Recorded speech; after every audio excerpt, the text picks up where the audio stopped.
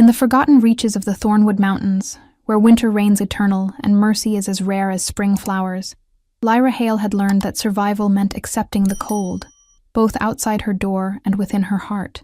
3 months had passed since the words that shattered her world. "You're nothing but a broken omega, Lyra. You'll never be enough." 3 months since Marcus Whitefang had cast her aside like a defective tool, choosing perfection over the scarred soul who had loved him with desperate devotion. 3 months since her own pack had turned their backs, whispering that perhaps it was better this way, that damaged goods belonged in the shadows, where they couldn't contaminate the pure bloodlines. Now she existed in the space between heartbeats, between hope and despair, in a cabin where silence had become her only companion and solitude her sole protection. The mountains offered brutal honesty. Here, weakness meant death, and she had learned to be strong in all the ways that mattered, except the one that could heal the fractures in her spirit. But on this night, as the worst storm in a generation clawed at her sanctuary with teeth of ice and fury, fate would test the very foundations of her carefully constructed isolation. For sometimes the most broken among us are chosen to shelter the most precious, and sometimes a rejected Omega's greatest act of mercy becomes the key that unlocks a destiny she never dared to dream. In the howling darkness beyond her door, 2 golden eyes watched through the blizzard, carrying secrets that would transform her exile into empire, her pain into purpose, and her wounded heart into the cornerstone of a love powerful enough to reshape kingdoms. The storm was coming for them all, but first, it would bring them home. Before we begin, remember to subscribe to our channel and turn on notifications. Every day, a new story awaits you. Now, let us begin. The wind screamed through the jagged peaks of the Thornwood Mountains like the dying breath of ancient gods, carrying with it flakes of snow so sharp they might have been carved from crystal. Each gust rattled the thick wooden shutters of Lyra Hale's cabin with a violence that spoke of nature's fury unleashed, promising a storm that could bury entire valleys for weeks. She had seen such storms before, had lived through the legendary blizzard of her childhood that claimed 17 lives and left the mountain communities isolated for nearly 2 months. This felt worse. Lyra adjusted the iron poker against the burning logs in her stone fireplace, coaxing the flames higher as amber light danced across the hand-hewn timber walls. The cabin was small but solid, built by her grandfather's hands decades ago when the old ways still mattered, when shifters and humans lived in careful balance among these peaks. Every beam had been blessed, every nail driven with purpose. It had weathered countless storms, and she prayed to the Moon Mother it would weather this one too. The isolation had become her closest companion these past 3 months, ever since that terrible morning when Marcus Whitefang had looked into her eyes and spoken the words that shattered her world into irreparable fragments. "You're nothing but a broken omega, Lyra. Damaged goods. You'll never be enough. Not for me, not for any alpha worth having." The memory still cut deeper than winter wind. She had loved him with the desperate intensity of someone who had never known unconditional acceptance, who had grown up on the edges of pack life like a shadow that no one quite acknowledged. Marcus had been her salvation, or so she thought, the beta wolf who saw past her quiet nature and unusual independence for an omega. For 3 years, she had believed his promises that her differences didn't matter, that her inability to submit completely was endearing rather than defective. She had been a fool. When Marcus found his true mate, a sweet, conventional omega named Sarah, who dropped her eyes and bared her throat at the first hint of dominance, Lyra became nothing more than an inconvenience to be discarded. The Pack Council had made their position clear. Marcus was to be the next beta, and his mate would stand beside him. Sarah was perfect for the role. Lyra was not. The formal rejection had been a mercy compared to the whispered conversations that followed, the pitying looks, the way conversations died when she entered a room. Her own adoptive family, the Hales who had taken her in as an orphaned child, had supported the council's decision with embarrassed apologies and suggestions that perhaps it was time for her to find her place elsewhere. So she had. Here, in her grandfather's forgotten cabin, where the only voices were the wind and her own thoughts, where the only expectations were survival. Snow pelted against the windows with increasing violence, each impact like tiny fists demanding entry.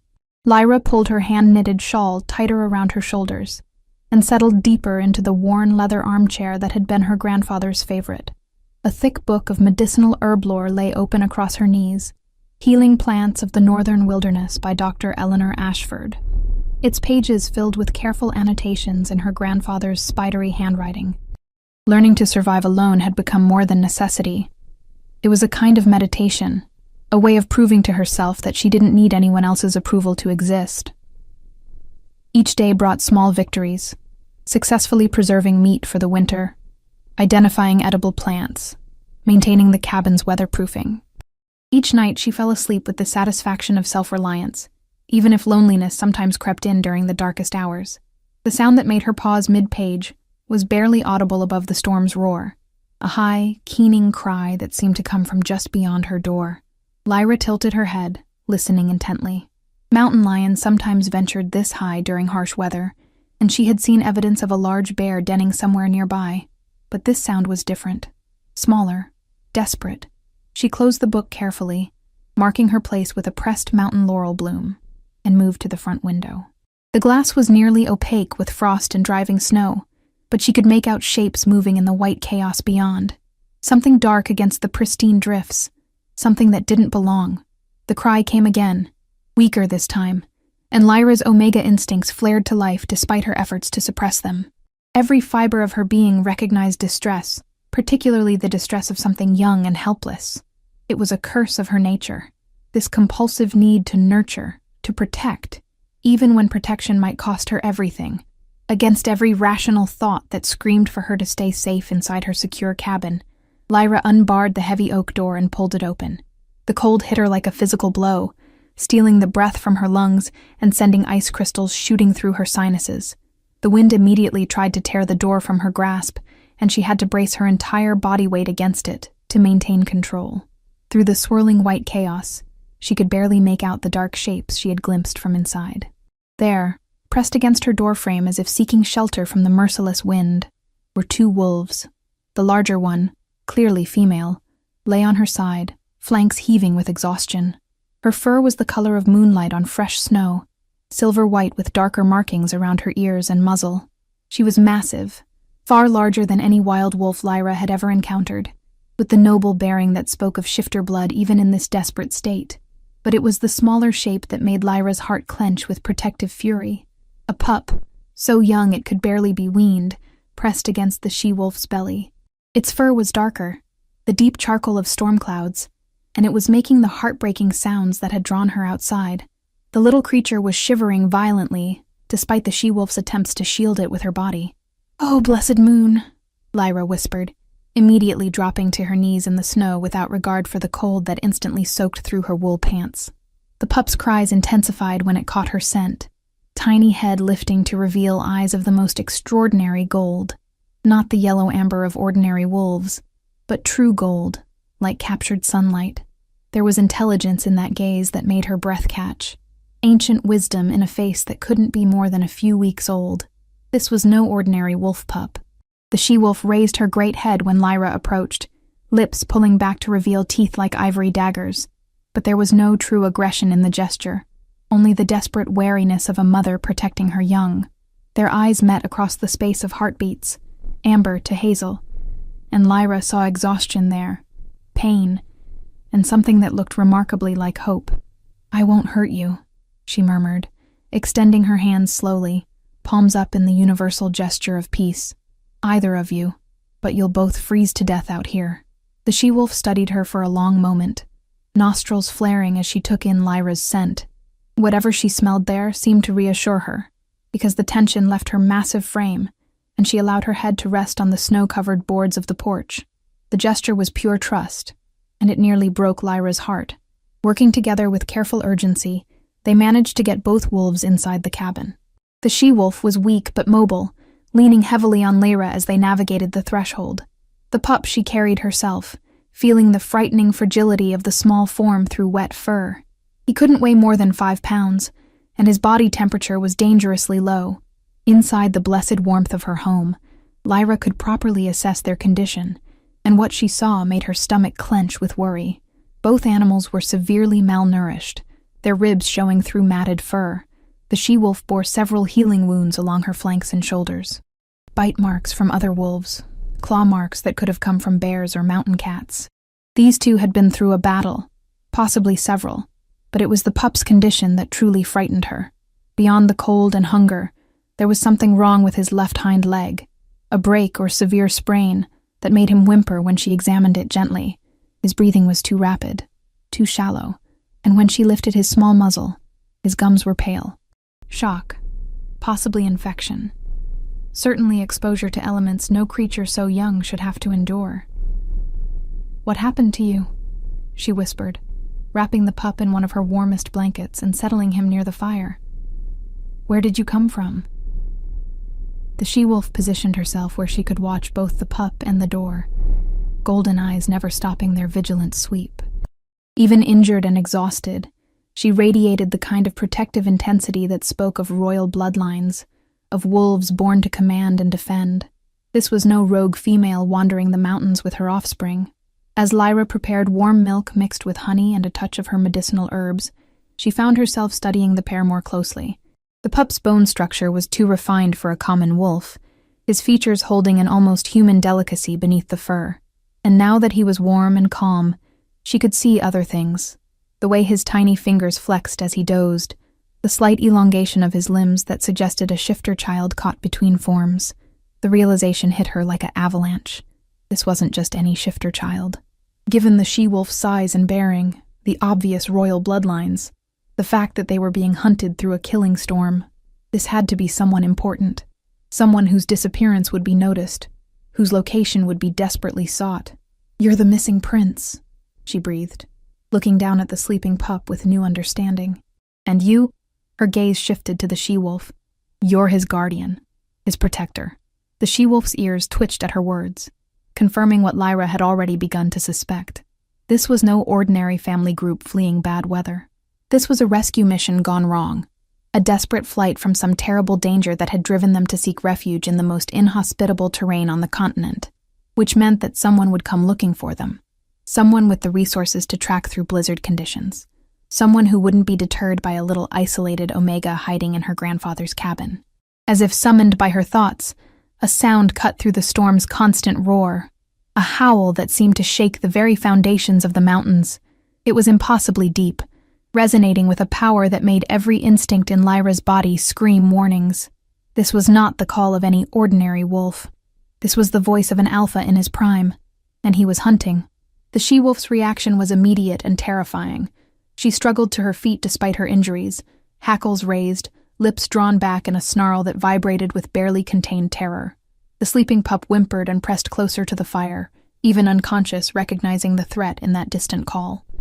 Another howl answered the first, then another, until the mountains rang with a chorus that spoke of organized pursuit, of trained hunters closing in on their quarry. The pack was out there in the storm, following scent trails that would lead directly to Lyra's door. And at the head of that pack, she now realized with growing dread, would be someone who had the authority to command such loyalty, such fearless dedication to the hunt. The Alpha King himself was coming for his missing heir. Lyra looked down at the sleeping child in her arms, at the wounded guardian who would die before allowing harm to come to her charge, and felt the weight of destiny settling around her shoulders like a cloak she had never asked to wear. In rescuing these two from the storm, she had crossed an invisible line between anonymity and consequence, between safety and a fate she couldn't begin to imagine. The howls were getting closer, and with each echoing call, Lyra understood that her life as a forgotten Omega hiding in the mountains was about to end forever.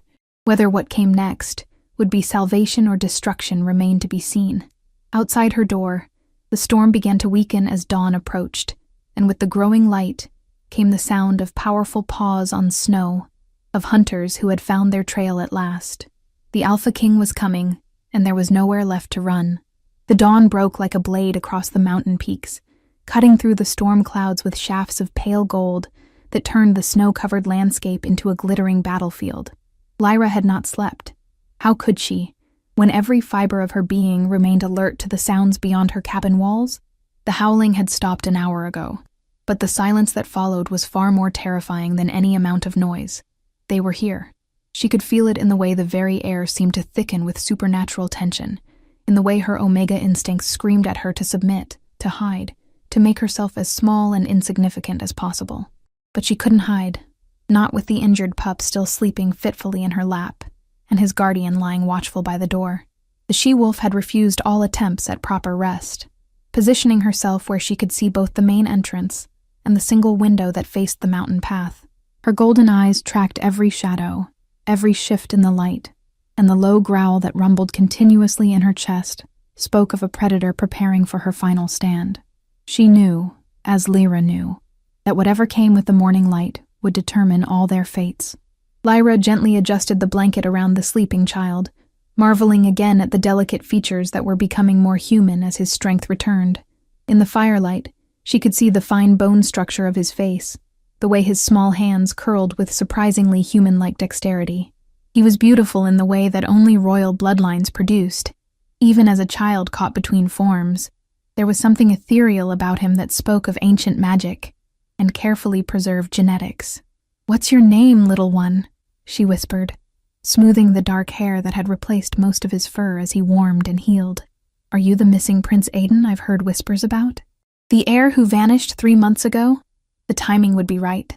3 months ago, news had spread even to the most isolated mountain communities about the Alpha King's son disappearing from the heavily guarded royal compound.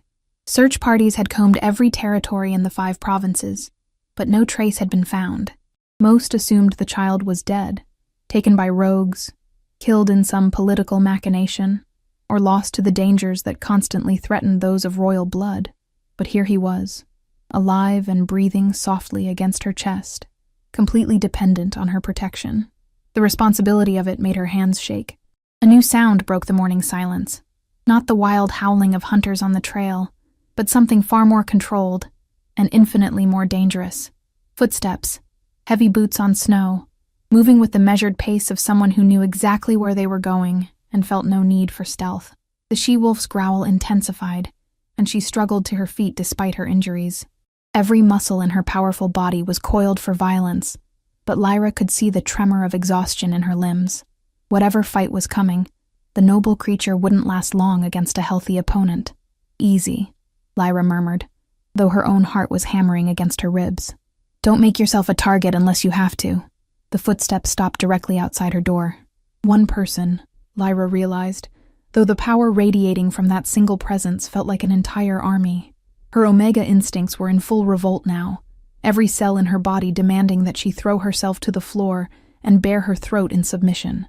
The dominance pressing against her cabin walls was unlike anything she had ever experienced, not the aggressive posturing of young alphas trying to prove themselves, not even the mature authority of established pack leaders. This was primal, ancient, the kind of power that came from bloodlines so pure they traced back to the first wolves who walked upright, who learned to shift between forms, who built the great kingdoms that still ruled the shifter world. 3 measured knocks echoed through the cabin, each one reverberating through the wooden structure like thunder. Lyra's breath caught in her throat. Whoever was outside wasn't breaking down her door, wasn't demanding immediate surrender. They were asking for entry with the formal courtesy due to a host, even while their very presence spoke of the power to take whatever they wanted by force. "I know you're in there." The voice that came through the thick oak was deep enough to vibrate through her bones, carrying an accent that spoke of the highest levels of court education. "I can smell my son. My son." Lyra's world tilted on its axis as the full reality of her situation became clear. She wasn't harboring just any royal child. She was protecting the direct heir to the throne of the Northern Territories. And the voice outside belonged to Alpha King Kale-Driven himself, the most feared ruler in 5 centuries of shifter history.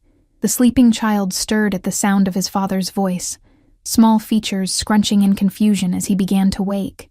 Golden eyes, so like those of the wolf outside, opened and fixed on Lyra's face with startling clarity.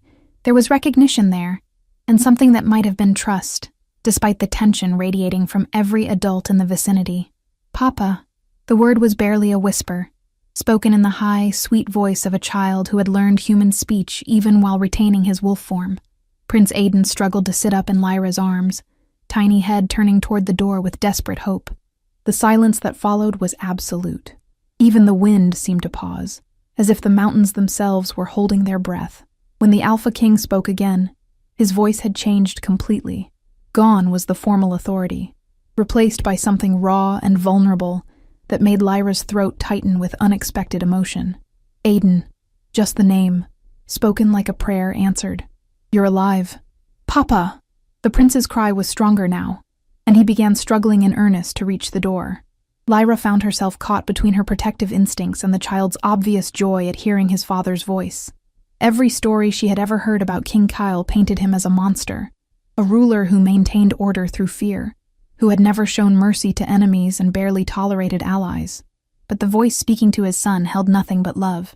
"I'm here, little wolf," the king continued, and Lyra could hear him moving closer to the door, probably pressing against it as if proximity could somehow bridge the barrier between them. "Papa's here. Are you hurt? Are you afraid?" "Guardian Luna is hurt," Prince Aiden replied, his vocabulary surprisingly advanced for one so young. His small hand gestured toward the she-wolf, who Lyra now understood to be Luna, one of the legendary royal guard, warriors handpicked for their absolute loyalty and trained from birth to protect the royal family with their lives. "I know, son. We're going to help her. But first, I need to talk to the lady who's been taking care of you both." All attention suddenly focused on Lyra, and she felt the weight of destiny settling around her shoulders like a cloak made of lead. The Alpha King knew she was there, knew she had been caring for his son, and now her response would determine whether she lived to see another sunset. "Your Majesty," she managed, her voice steadier than she felt. I found them in the storm. They were dying. And you brought them inside. It wasn't a question. You fed them, warmed them, cared for their injuries. Anyone would have done the same. A sound that might have been laughter came from outside, though it held little humor. "No, Omega. Very few would have risked themselves for unknown wolves in a killing storm. Fewer still would have the courage to shelter the crown prince from his own father's search parties." The words sent ice through Lyra's veins. Did he think she had kidnapped the child? Was he here to punish her for interfering with royal business? "I didn't know who they were," she said quickly. "Not until this morning. I couldn't leave them to die." "Because you're Omega," the king said, and there was something in his tone that sounded almost like understanding. "Because protecting the vulnerable is written into your very DNA, regardless of the personal cost." Lyra blinked in surprise. She had expected anger, demands, threats. She had not expected this strange conversation about the nature of her secondary gender, conducted through a door while his injured son sat in her lap. "Your Majesty," she began again, then stopped. What was the protocol for this situation? How did one address the most powerful alpha in the known world while hiding in a mountain cabin with his heir? "Kale." The correction came quietly. "My name is Kyle, and you are Lyra Hale, formerly of the White Fang Pack, granddaughter of Henrik Hale, who served my father's military with distinction." The fact that he knew her name, her family history, sent a chill down her spine. But then, if his son had been missing for 3 months, he would have investigated everyone and everything within 100 miles of where the child was last seen. "How did you find us?" she asked.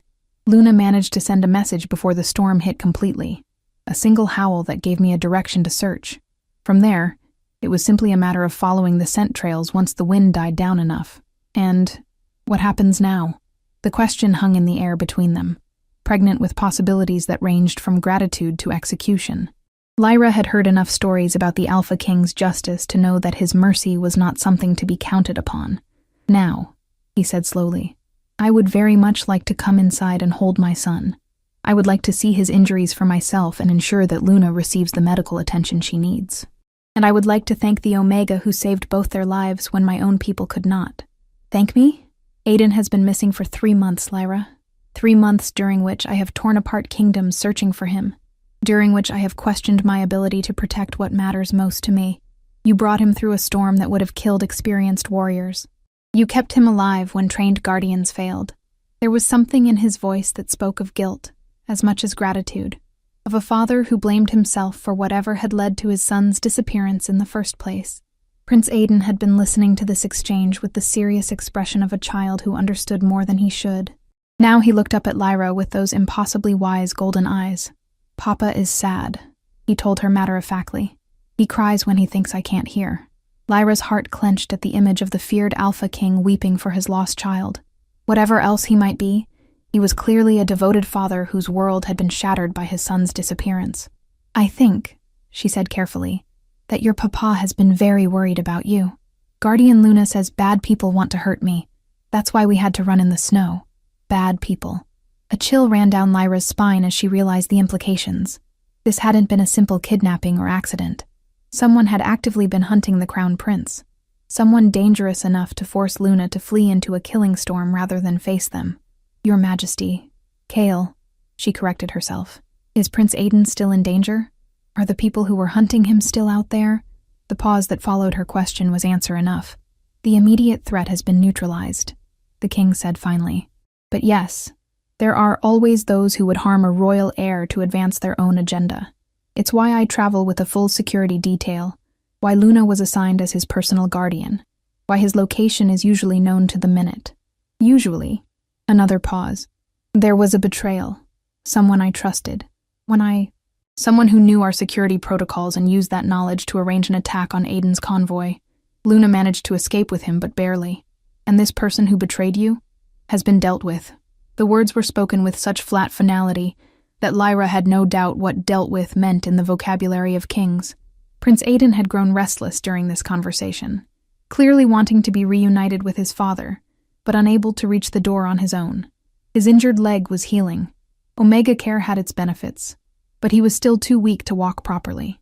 Papa, he called plaintively. I want to see you. The raw longing in the king's voice when he replied nearly broke Lyra's heart. I want to see you too, little wolf. More than anything in the world. Lyra made her decision. Whatever else King Kale might be, he was a father desperate to hold his child, and she was an Omega whose every instinct screamed at her to reunite them.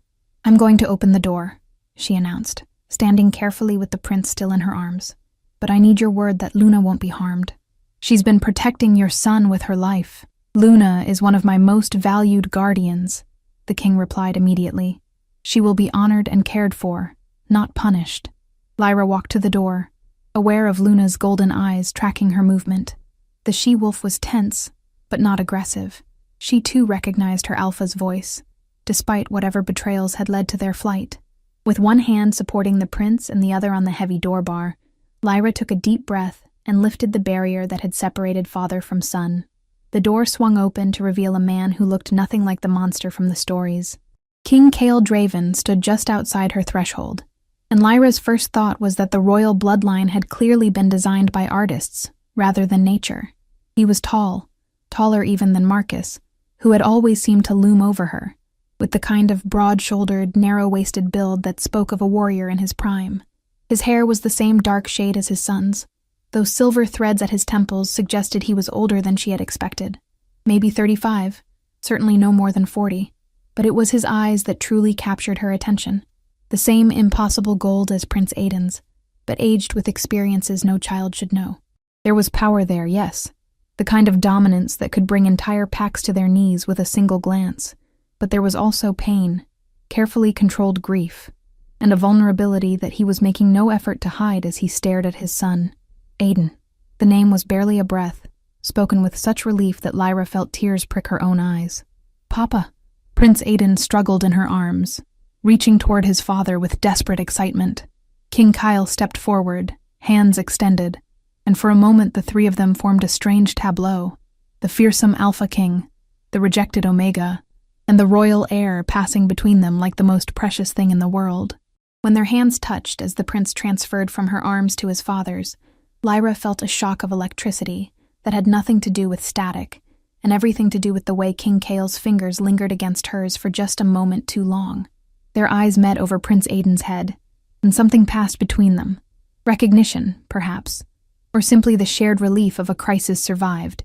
But in that moment, Lyra understood with startling clarity that her life would never be the same. The Alpha King had come to her door, and she had answered. Everything that came after would be consequence. The sight of father and son reunited should have been the end of Lyra's involvement in royal affairs. She should have stepped back, allowed the king to collect his heir and guardian, and returned to her quiet life of mountain solitude. But as she watched King Kale cradle Prince Aiden against his chest, she realized that nothing about this situation was going to be simple. My brave little wolf, the king murmured, his voice thick with emotion as he buried his face in his son's dark hair. I thought I had lost you forever. I wasn't scared, Papa, Prince Aiden replied with the fierce pride of a child trying to be strong. Guardian Luna protected me, And then the nice lady took care of us when Luna got hurt. King Kale's golden gaze lifted to meet Lyra's over his son's head, and she saw something there that made her breath catch. Not just gratitude, but a kind of recognition that seemed to look straight through to her soul. It was the way alphas looked at potential mates, she realized with a jolt of panic, though surely she was imagining things. A king would never look twice at a rejected Omega living in exile. The nice lady has a name, he said gently to his son, though his eyes never left Lyra's face.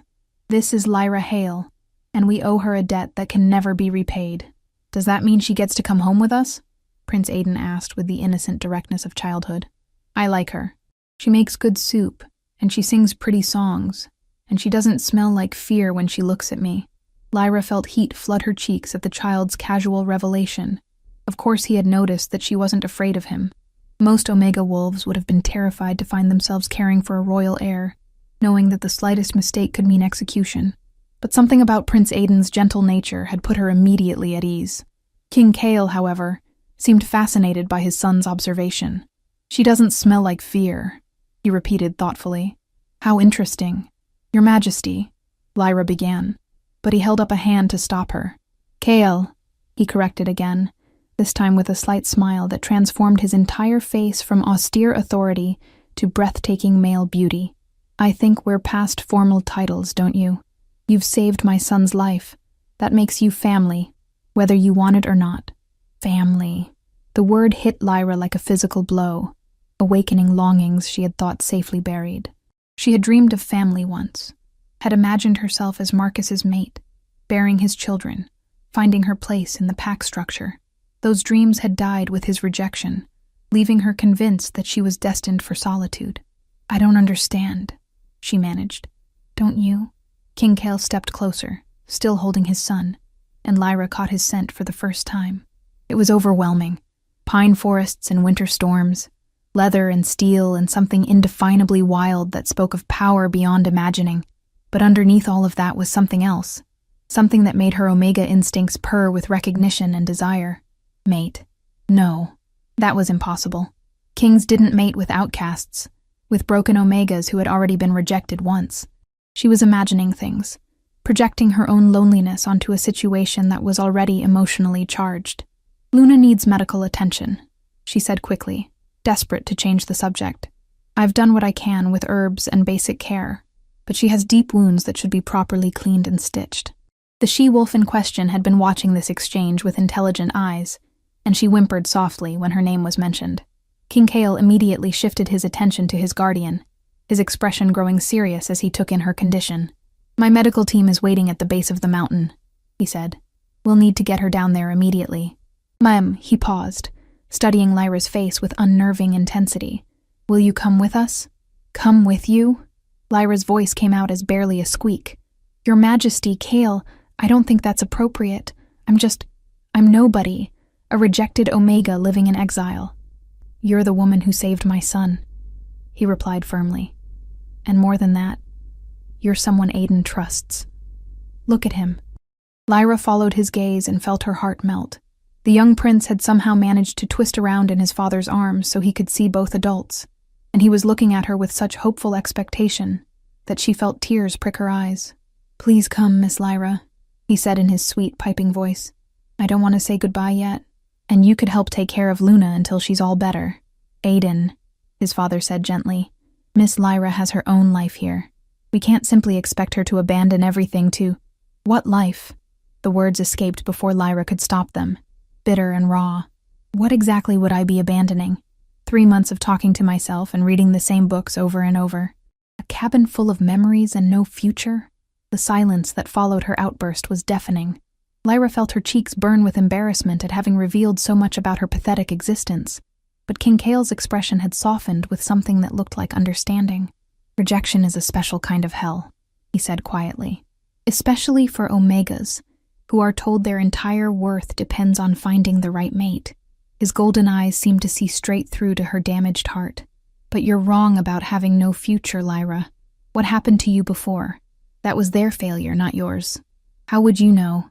She challenged, stung by what felt like pity. You're the Alpha King. You can have anyone you want. Can I? His laugh held no humor. I'm 38 years old, Lyra. Do you think it's by choice that I've never taken a queen? That Aiden's mother was a political alliance that produced an heir before dying in childbirth, leaving both of us to navigate a loveless arrangement that ended in tragedy? The raw pain in his voice stopped her angry retort before it could form. She had heard rumors about Queen Isabella's death, of course, the beautiful Spanish princess who had died bringing the heir into the world, leaving King Cale to raise his son alone. But she had never considered that the marriage might have been as empty for him as her relationship with Marcus had been for her. "I'm sorry," she whispered. "I didn't mean to." "You meant exactly what you said," he interrupted, but not unkindly. "And you have every right to be angry. But don't let that anger convince you that you're worthless, because you're not. What you did for my son, for Luna, that took courage most people don't possess." Prince Aiden had been listening to this exchange with the solemn expression of a child who understood more than he should. Now he reached out one small hand to touch Lyra's face, his golden eyes wise beyond his years. "You're sad like Papa used to be," he observed. "But maybe if you come with us you'll get happy again, like Papa did when he found me." The innocent words hit Lyra with unexpected force. When had she last felt truly happy?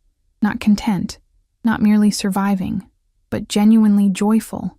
She couldn't remember. "I don't have anything to pack," she heard herself say, as if the decision had been made by someone else. "Just some clothes and my grandfather's books." King Cale's smile this time was brilliant enough to rival the sun reflecting off snow. "Then we'll wait while you gather what you need. Take your time." Moving in a daze, Lyra collected her few possessions: clothes, her grandfather's medical journals, a few treasured photographs, and the wooden wolf carving he had made for her as a child. Everything she owned fit into a single leather satchel, a testament to how small her world had become. When she emerged from the bedroom, she found King Cale had managed to coax Luna to her feet and was supporting the she-wolf's weight as they prepared to leave. Prince Aiden rode on his father's shoulders, chattering excitedly about showing Lyra his room in the castle and introducing her to his favorite horses. "Are you sure about this?" King Cale asked as they stepped outside into the crisp mountain air. "Once you come with us, everything changes. There's no going back to anonymity, to hiding from the world." Lyra looked back at the cabin that had been her refuge and realized it had also been her prison. "Good," she said firmly. "I'm tired of hiding." The journey down the mountain revealed the full scope of the search operation that had been mounted for the missing prince.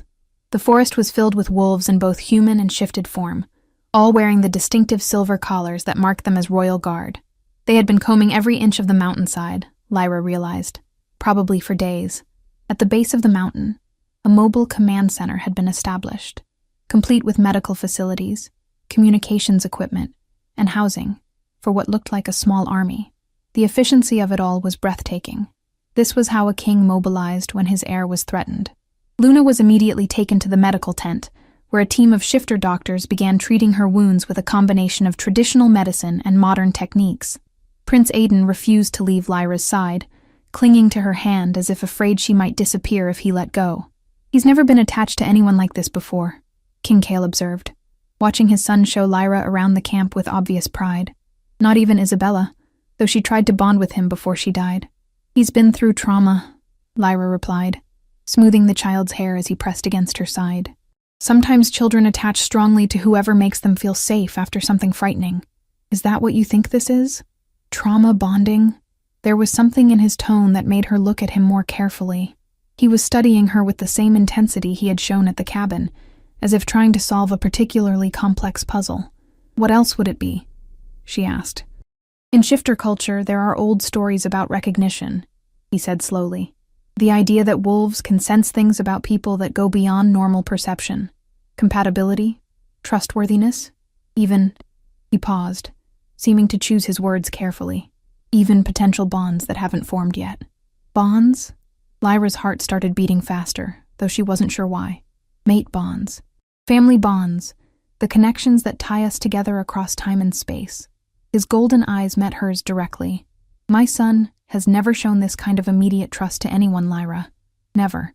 It makes me wonder what he senses about you that the rest of us are missing."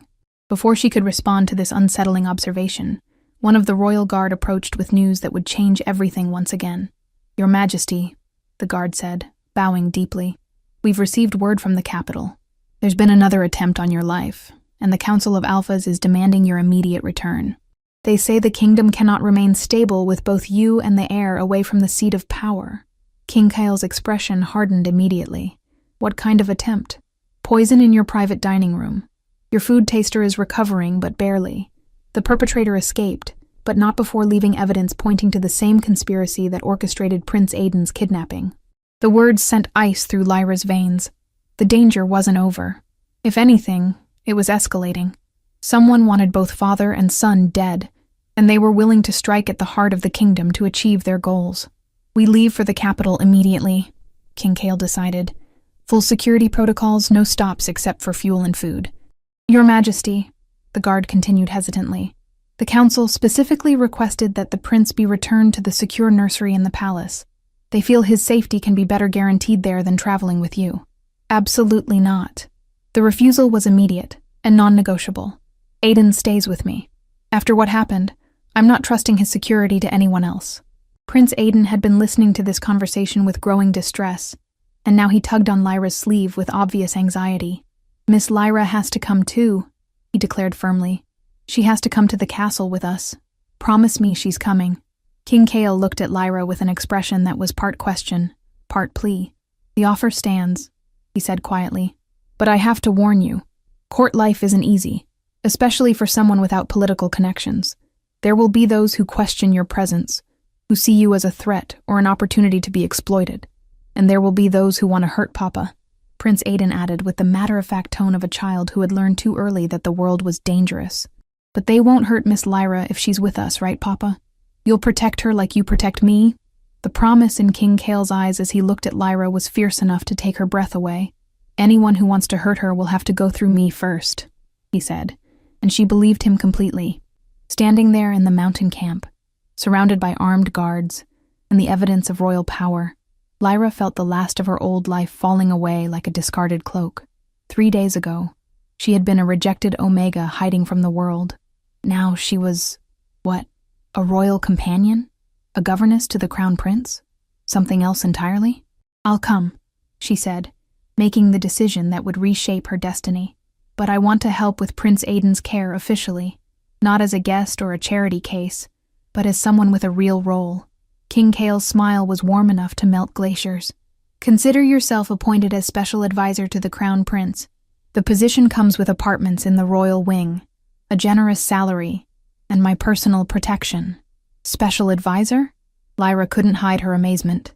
But I'm not qualified for— You kept my son alive when trained professionals failed, he interrupted. You earned his trust and affection in a single night. You have healing skills, protective instincts, and most importantly, you see him as a child first and a prince second. That makes you more qualified than anyone else in the kingdom. As they prepared to leave for the capital, Lyra found herself sitting in the royal transport with Prince Aiden sleeping against her shoulder and King Kyle across from them, handling state business on a secure communication device.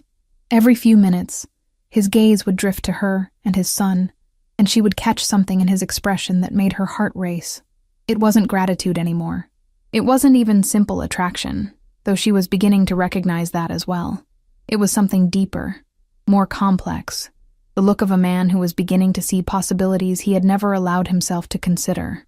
Lyra, he said suddenly, setting aside his work, I need to ask you something, and I need you to be completely honest with me. Of course.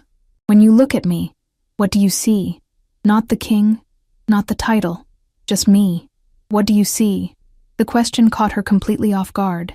She studied his face in the dim light of the transport, taking in the strong jawline softened by exhaustion, the golden eyes that held both power and pain, the way his entire expression gentled when he looked at his sleeping son. I see someone who loves his child more than his own life, she said finally. Someone who's been carrying too much responsibility for too long. Someone who's forgotten that he deserves happiness too. Something shifted in his expression at her words.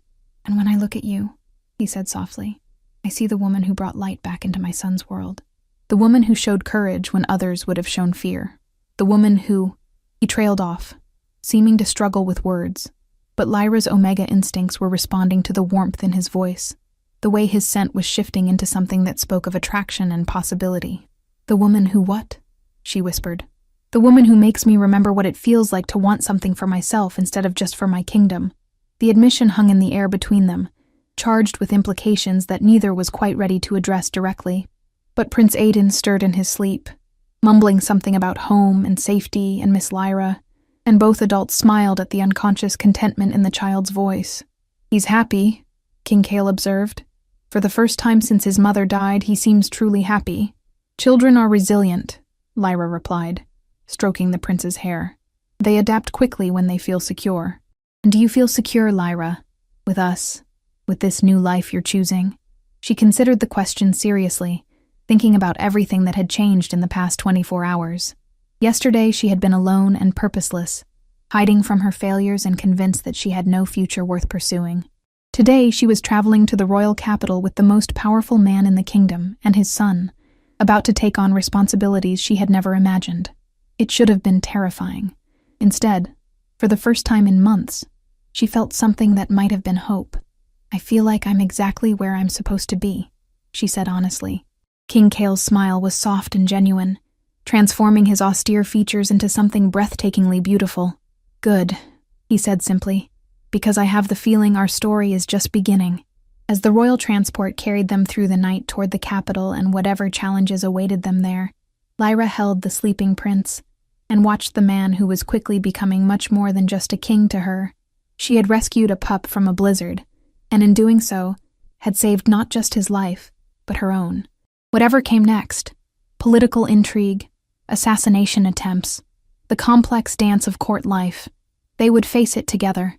The rejected Omega, the Alpha King, and the young prince who had brought them all into each other's orbits. Some rescues, Lyra thought drowsily, as exhaustion finally began to claim her, changed everything for everyone involved. And some storms, no matter how fierce, were just nature's way of bringing the right people together at exactly the right time. The future stretched out before them, uncertain but no longer empty, full of possibilities that none of them could have imagined when the blizzard first began to rage across the mountains. As dawn broke over the distant capital, painting the sky in shades of gold that matched the sleeping prince's eyes, Lyra finally understood what it meant to be home. 6 months later, the gardens of the royal palace bloomed with late summer flowers, their vibrant colors a stark contrast to the snow-covered mountains where Lyra's new life had begun. She walked the winding paths with a sense of peace she had never thought possible, pausing to admire the roses that Prince Aidan had insisted on planting in her honor. Miss Lyra, look what I can do." The familiar voice made her turn with a smile, as Prince Aidan came racing toward her across the manicured lawn, his small legs pumping with excitement. At 4 years old, he had grown stronger and more confident in the months since their mountain adventure, though he still insisted on Lyra's presence at bedtime and during thunderstorms. "What amazing thing have you learned now, little prince?" she asked, crouching down to his level as he skidded to a stop in front of her. "I can shift my eyes," he announced proudly, concentrating hard. His golden irises flickered for a moment, taking on the distinctive glow that marked an active shifter. "Papa says it's very advanced for someone my age." "It is indeed," Lyra agreed, appropriately impressed. "Your father must be very proud." "He is. He said when I get bigger he'll teach me to shift completely, and then we can go running in the mountains like we used to before." His expression sobered slightly at the memory of darker times, but brightened immediately. "But that's not the best part. Guess what Papa told me this morning?" Before Lyra could respond, a familiar deep voice answered from behind her. "That depends on whether you can keep a secret for another hour, little wolf." Lyra's heart skipped as King Cale approached them across the garden, looking devastatingly handsome in casual clothes rather than his formal court attire. The past 6 months had been good to him. The constant tension that had marked his features when they first met had eased into something warmer and more relaxed. The smile that had been so rare in those early days now came easily, especially when he looked at his son, or at her. "Papa!" Prince Aidan launched himself into his father's arms, with the fearless enthusiasm of a child completely secure in his parents' love. "I almost told her the secret." "Almost doesn't count," Cale replied solemnly, though his golden eyes sparkled with amusement. "Besides, I think Miss Lyra might have some secrets of her own." "I do?" Lyra asked, genuinely confused. "Well," Cale said, setting his son down but keeping one hand on the boy's shoulder. For instance, did you know that the Council of Alphas officially approved your appointment as Royal Advisor to Childhood Development last week? The position comes with a permanent residence in the palace, a seat on the Educational Council, and a rather substantial raise in salary. Lyra's eyes widened. But I never applied for. I may have submitted your name for consideration, Kale admitted with a slight grin. Along with a detailed report of your exceptional qualifications and the remarkable improvements in Prince Aiden's development under your care, the council was persuaded.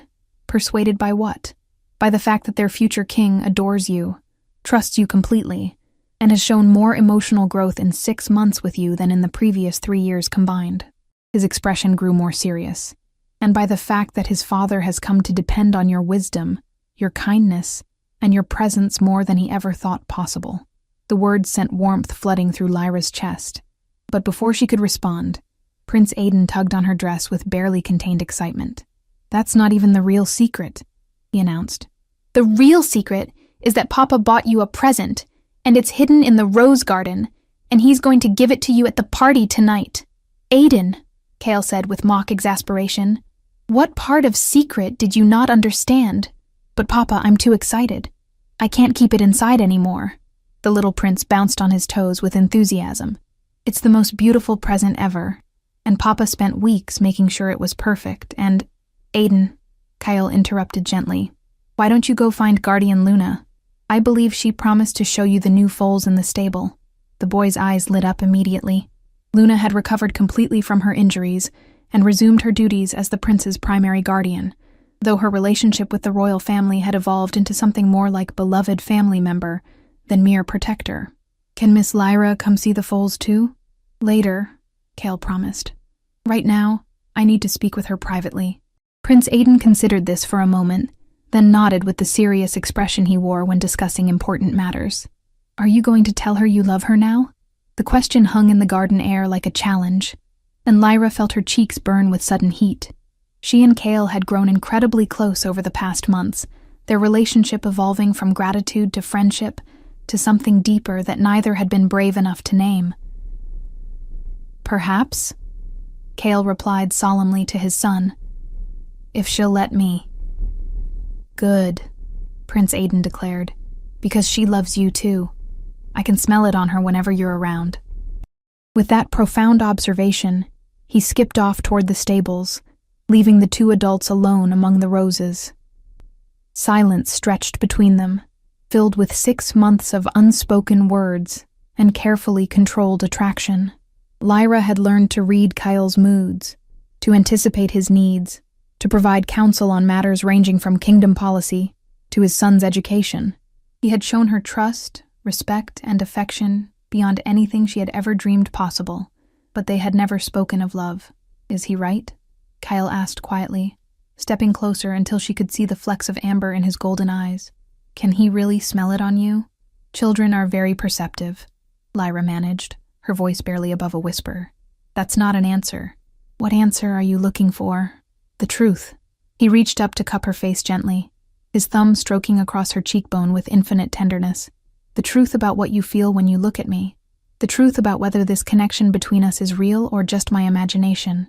Lyra closed her eyes, leaning into his touch despite the voice in her head that warned her to be careful, to protect herself, to remember what had happened the last time she dared to love someone. I'm scared, she admitted. Of me? Of this. Of hoping again. Of believing that someone like you could really want someone like me. She opened her eyes to meet his gaze directly. I'm a rejected Omega, Kale. I'm damaged goods with trust issues and no political value whatsoever. You're the Alpha King. You could have anyone. I don't want anyone else. He interrupted firmly. I haven't wanted anyone else since the moment you opened your door to a stranger in a storm and changed my entire world. The moment I what? Opened your door, he repeated, his hands framing her face now as his thumbs traced gentle patterns on her skin. Most people would have turned us away. It was dangerous, taking in unknown wolves during a blizzard. You had no reason to trust us, no obligation to help us. But you saw creatures in need and opened your door without hesitation. Anyone would have— No, he said firmly. They wouldn't have. And even if they had, they wouldn't have cared for us the way you did. They wouldn't have sung lullabies to a frightened child or spent the night nursing an injured guardian back to health. They wouldn't have put themselves at risk to protect strangers. I couldn't just leave you to die, because you have the most beautiful heart I've ever encountered, he said softly. Because you see need and respond with love, not calculation. Because you looked at my son and saw a child who needed comfort, not a political opportunity. Cale, I love you, he said simply, the words falling between them like flower petals. I love your courage and your kindness and the way you make my son laugh. I love your strength and your stubbornness and the way you argue with me when you think I'm being unreasonable. I love the way you smell like home and safety and everything I never knew I was missing.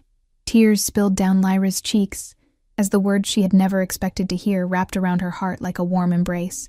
I love you too, she whispered. So much it terrifies me. Then marry me, he said, his voice rough with emotion. Be my queen, my mate, my partner in all things. Help me raise Aiden and rule this kingdom and build something beautiful together. What? Lyra's mind reeled at the sudden proposal. Cale, you can't just... there are protocols, political considerations. The only consideration that matters is whether you'll have me, he interrupted. The council can object all they want, but the law is clear. The Alpha King chooses his own mate, and I choose you, Lyra Hale. I choose you with everything I am. Before she could respond, he was sinking to one knee among the roses, pulling a small velvet box from his pocket. I had this made in the traditional style, he said, opening it to reveal a ring unlike anything she had ever seen. The band was crafted from white gold, inlaid with a pattern of mountain peaks that spiraled around to cradle a stunning sapphire the color of winter sky. The stone came from the mountains where we met, from a mine near your grandfather's cabin. I thought it would remind us both of how this all began. Lyra stared at the ring, overwhelmed by the thoughtfulness and symbolism of the design. This wasn't just a piece of jewelry. It was a declaration, a promise, a piece of their shared story crafted into something beautiful. The night we met, she said through her tears, I thought my life was over. I thought I would spend the rest of my days alone in that cabin, hiding from a world that had no place for me. And now I know that sometimes the worst storms bring the most precious gifts. She held out her left hand, watching as he slipped the ring onto her finger with shaking hands. Yes, Cale. Yes to everything. When he kissed her, it was with the desperation of 6 months of restrained longing finally set free. She tasted love and promise on his lips, felt the bond between them solidify into something unbreakable. Around them, the garden bloomed in approval, and somewhere in the distance, she could hear Prince Aiden's delighted laughter as Luna undoubtedly shared the good news. So, what happens now? She asked when they finally broke apart, both breathing hard. Now, Cale said, his smile brighter than the summer sun. We have a party to attend. The Council of Alphas is expecting an announcement tonight, though I doubt they're prepared for the one I'm planning to make. Will they object? Probably. But I've learned that the best decisions often come from the heart, rather than political strategy. He stood and pulled her into his arms, spinning her around among the roses, while she laughed with pure joy. Besides, they'll change their tune once they see how happy you make their future queen. Queen, Lyra repeated wonderingly. I'm going to be a queen. You've been a queen since the day you saved my son, Cale corrected. The crown is just a formality. As they walked back toward the palace together, hand in hand, Lyra reflected on the journey that had brought her to this moment. 6 months ago, she had been a broken Omega convinced that love was not meant for someone like her. Now she was engaged to the most powerful Alpha in the kingdom, about to become stepmother to a wonderful child and queen to an entire realm. It was like something out of the fairy tales her grandfather used to tell her, the rejected heroine who finds true love and a happy ending despite impossible odds. Except this was better than any fairy tale because it was real. The future stretched ahead of them, bright with possibility and promise. There would be challenges, certainly. Royal life was never simple, and there were always those who would question an Omega's fitness to rule. But they would face whatever came together, the 3 of them and their extended family of guardians and loyal subjects. The storm that had brought them together was long over, but the love it had created would last forever. And sometimes, Lyra thought as Prince Aiden came running toward them with Luna at his side, shouting congratulations and demanding to know when the wedding would be, The most beautiful stories began with the simple act of opening your door to someone in need. After all, you never knew when a lost prince might lead you to your own happily ever after. If you enjoyed this story, a like or comment really helps. And if you wish to hear more tales like this one, make sure you subscribe so you never miss the next tale.